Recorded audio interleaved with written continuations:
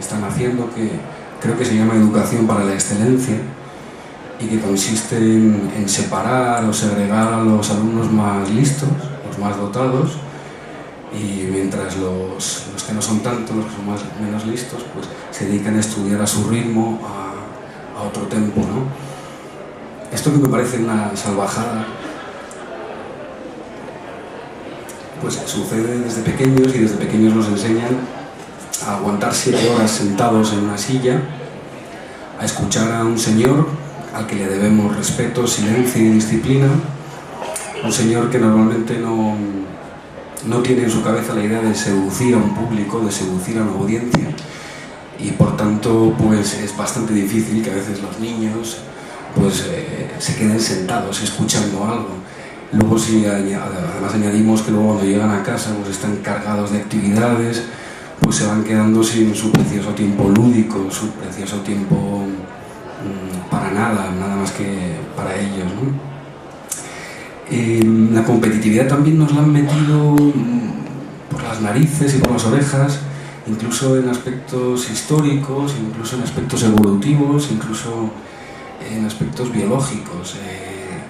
Pues desde Darwin hasta todos los economicistas del 19 y Spencer y Taylor y todos estos pesados que decían que el fuerte es el único que sobrevive y el débil pues mala suerte, ¿no? Ese tipo de planteamientos no son inocentes, no están articulados de manera inocente, sino que tiene mucho que ver con lo que luego se llamó el darwinismo social. Es decir, que si hay pobres y si hay gente desgraciada es porque es una ley natural.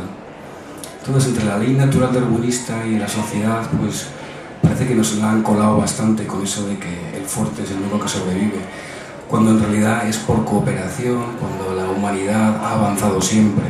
La cooperación entre culturas, la cooperación entre individuos, la cooperación entre sexos, porque ahora también nos quieren meter una guerra de sexos, ¿no? Guerra de religiones, guerra de culturas, guerra de generaciones, demasiadas guerras gratuitas y demasiada competitividad, cuando en realidad la cooperación es algo que produce muchísimo más placer, ¿no? Es que incluso ni siquiera los espermatozoides son competitivos, es otra cosa que es mentira también. Los espermatozoides no van luchando como locos para llegar el primero al óvulo, ¿no?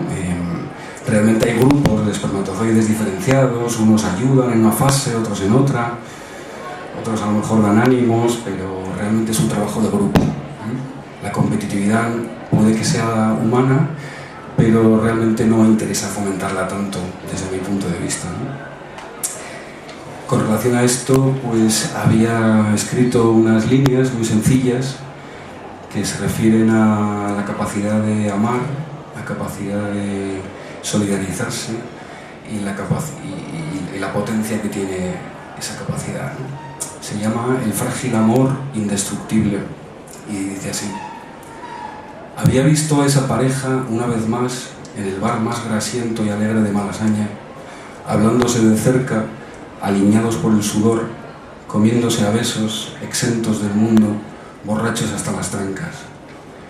Ella bailándole y él sonriendo, anclado en la silla por la fenomenal cogorza. No cabe más felicidad en dos cuerpos. Suena un tema que a ella le enloquece y le canta cada estrofa en los ojos y en los labios. Se inclina para atrás durante el estribillo, está completamente sumergida. El flequillo en la cara mientras cabecea levemente un no para ratificar que sí. Levanta los brazos, se le acerca, le toma las mejillas, se miran y se unen en un beso de cuerpo entero. Las cosas les existen porque se besan. Cuando digo que las cosas les existen porque se besan, me refiero a que los sentimientos crean realidades, las palabras también, y cuando te das cuenta que la gente somos un poco como almitas echadas al océano de lo cotidiano, y somos como brotes de hierba que quieren crecer entre las piedras, pues personalmente me provoca una profunda ternura por el ser humano, por su imperfección y por su ductilidad, y su cambio de estado de ánimo también muy inmediato, ¿no? Dicho esto, es como el marco emocional desde el que yo escribo. Quería hablar del libro, no quería hablar de los relatos. No sé qué director decía que prefiere hacer películas que hablar sobre ellas. Es un poco más difícil, y a mí, pensando en esta charla, pues me ha obligado también a hacer esto de la metaliteratura, ¿no? de hablar de lo que hay detrás de lo que tú escribes. Entonces, bueno, 15 agujeros negros, se llama así el libro por la metáfora con los agujeros negros del espacio, los que se supone que presuntamente se comen galaxias y materia y energía, y son unas concentraciones brutales de materia y energía, y los agujeros negros tienen en realidad el tamaño de una pelota de tenis. No sé si lo sabíais, pero es una cosa bastante extraña. También presuntamente la materia y energía que se cuela por esos agujeros negros, pues presuntamente se traslada a otros universos paralelos, o eso dicen los astrofísicos. Entonces esto se llama agujeros negros como una manera de llamar a esos momentos del día en los que nos sumergimos hacia otra realidad que no está tan visible, y es una realidad soterrada, muchas veces no hablada, y que pone de manifiesto aspectos muy privados de nosotros mismos, y son verdaderos reflejos de nuestra cotidianidad. La vida cotidiana está llena de momentos sorprendentes, y lo que yo propongo es un poco un viaje del significante al significado de la metáfora. Si hay cosas que nos sacan de nuestro molde en el día a día, para bien o para mal, pues los relatos que yo he escrito se caen por uno de esos agujeros negros e intentan hablar de lo que pasa desde lo normal a lo trascendente, de lo cotidiano a lo simbólico. Y con esto también hablar de la ficción como espacio de la realidad, porque muchas veces hablamos de la ficción y de la fantasía como algo que no pertenece a la realidad, que es una cosa ajena a la realidad, cuando la mente es un órgano lúdico y fantasioso, y que necesita para vivir y para divertirse de esos momentos y de esa fantasía, ¿no? La ficción forma parte cada vez que vamos en el metro o en el autobús y nos quedamos con la vista puestos en un punto fijo y nuestra mente se va de vacaciones. Estamos ejerciendo una capacidad muy humana, aunque muy poco fomentada. Hay un antropólogo polaco que se llama Huizinga, que escribió un libro muy interesante que se llama Homo Ludens, teniendo en cuenta y hablando de que somos Homo sapiens, pero básicamente Homo Ludens en la medida de que nos desarrollamos por nuestro aspecto lúdico. Se aprende jugando cuando se es niño y cuando se es mayor también, aunque ya de mayores no jugamos tanto. Estamos un poco más constreñidos y nos da un poco más de vergüenza jugar a cosas y darle cancha a nuestra imaginación. 15 agujeros negros porque esto es una apología descarada de la espontaneidad, de la sorpresa, de los espacios mínimos, de la atención a los espacios mínimos. Por ejemplo, creo que es Borges el que tiene un relato muy interesante de cómo se sube una escalera. Primero se apoya en pie, luego te lo va explicando, y Cortázar es Cortázar, eso es. Y te lo va explicando, y es una cosa muy, muy interesante de ver cómo en algo tan pequeño y tan intrascendente como eso, pues alguien encuentra una mina, ¿no? Y yo como escritor pues intento acercarme a estos monstruos, ¿no? Bueno, ahora hablando de lo mínimo, de la espontaneidad y del derecho a ser como se quiera, como se pueda, también quería hablar de la transgresión, y igual que los géneros literarios y periodísticos están puestos para saltárselos un poco, en la vida cotidiana también es muy necesario saltarse algunos límites o juguetear con ellos, porque cualquier descubrimiento en la historia de esta especie ha salido a raíz de una transgresión. Al primero que se le ocurrió hacer una rueda fue porque estaba transgrediendo la idea de que el peso hay que llevarlo a rastras o cargando, y se le ocurrió otra manera de hacer las cosas. Va a leer ahora un relato del libro Juan Carlos, actor y cantautor, y también hermano de Maripaz, que se llama El carnicero, y que ejemplifica un poco, o quiere ejemplificar, ese paso de lo cotidiano a lo simbólico. Así que cuando quieras, Juan Carlos. ¿Se oye? ¿Se oye? Sí, vale. Hay un juego entre el carnicero y la clienta. Lo he visto cientos de veces.